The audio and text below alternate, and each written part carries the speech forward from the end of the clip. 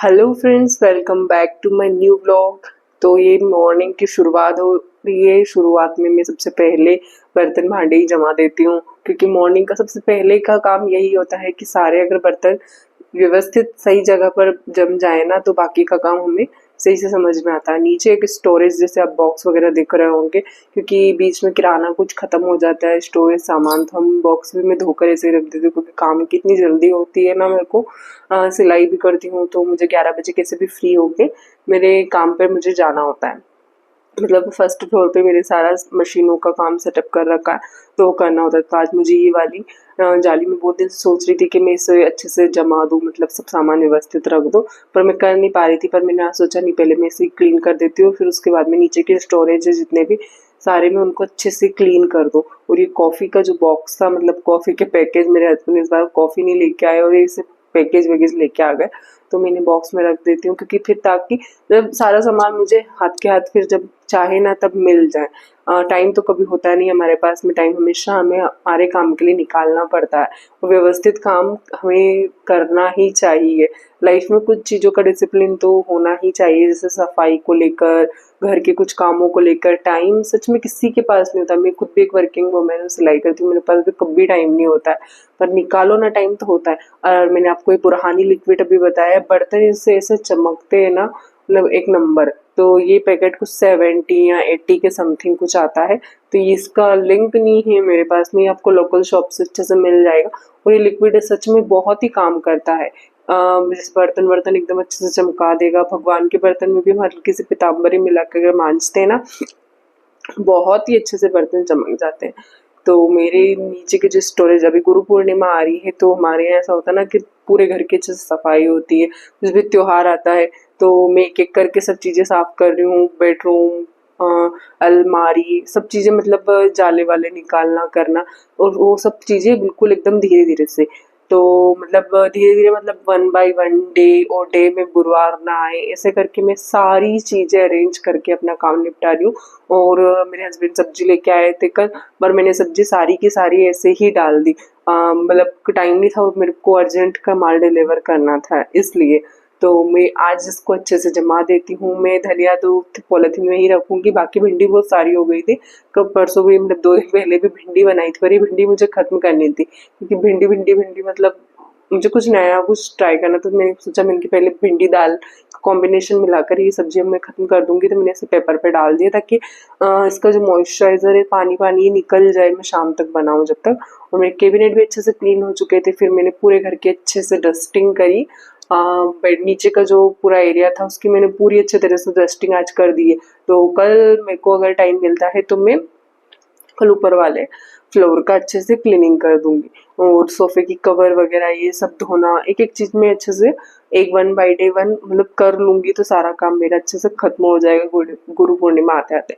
ये कुछ सूट थे जो मैंने ऑर्डर किए हुए थे, दोनों ही बिल्कुल, मतलब एक की क्वालिटी अच्छी नहीं है, तो एक मेरे को बिल्कुल भी अच्छा नहीं लगा। दोनों मुझे रिटर्न करने हैं, इसलिए मैंने सोफे पे ही रख रखे ताकि डिलीवरी बॉय आए तो मैं उसे यहीं के यहीं दे सकूं। तो मेरे घर का झाड़ू अच्छे से आपको देख ही रहा होगा। और बैग में मैंने ये जो डिजाइन बनवाई हुई है, आपको कैसी लगी? मतलब मैंने पूरे घर का थीम गोल्डन एंड वाइट रखा हुआ था, मतलब जितना मेरा बजट था उसके अकॉर्डिंग मैंने घर का कलर करवाया था। कुछ सपने से होते हैं ना, हम नहीं पूरे कर पाते, पर जो हो पाते हैं ना वो जरूर करने चाहिए।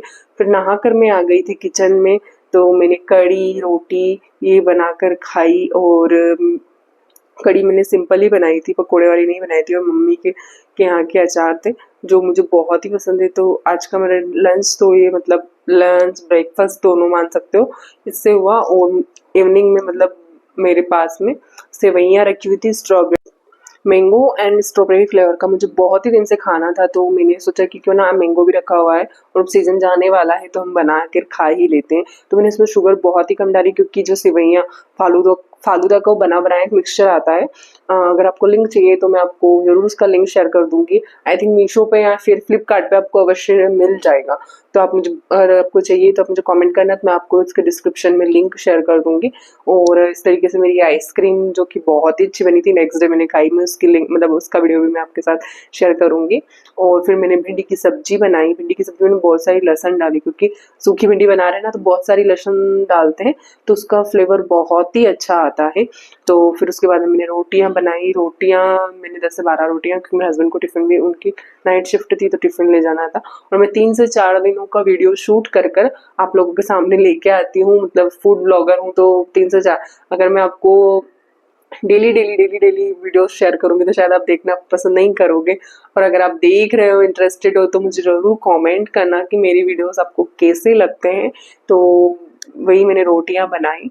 रोटियां मैं गैस पर ही बनाती हूँ और इंडक्शन पर सब्जी साइड में हो रही है। मतलब सब्जी बनाने का काम जब भी होता है मैं इंडक्शन पे करती हूँ, बाकी रोटियां बनाने का मैं गैस पर ही करती हूँ, क्योंकि इंडक्शन पर रोटी मेरे से अच्छे से बन नहीं पाती है और जल्दी भी रहती है, तो दोनों काम साथ में हो जाते हैं। और नेगेटिव थॉट के बारे में मैं बताना चाहती हूँ। नेगेटिव थॉट हमेशा हर इंसान की लाइफ में आते हैं, तो उन्हें अवॉइड कीजिए और जितना हो सके उनसे दूर रहिए, तो लाइफ एकदम बिल्कुल स्मूथ चलती रहेगी। क्योंकि कोई भी ऐसा नहीं है कि लाइफ में हर इंसान को हर चीज़ मिल रही है। हर इंसान हर जगह हर वक्त, एक छोटा सा बच्चा जब जन्म लेता है ना, जब से उसको टेंशन चालू हो जाता है, मुझे दूध पीना है, मुझे ये करना है, मतलब तो बूढ़े होने तक कोई टेंशन किसी का खत्म नहीं होता है। तो हर किसी की लाइफ में प्रॉब्लम है यार। कब तक आप इन प्रॉब्लम्स को लेकर लाइफ को जीते रहोगे? प्रॉब्लम तो हर किसी के साथ में, सिर्फ नज़रिए की बात है।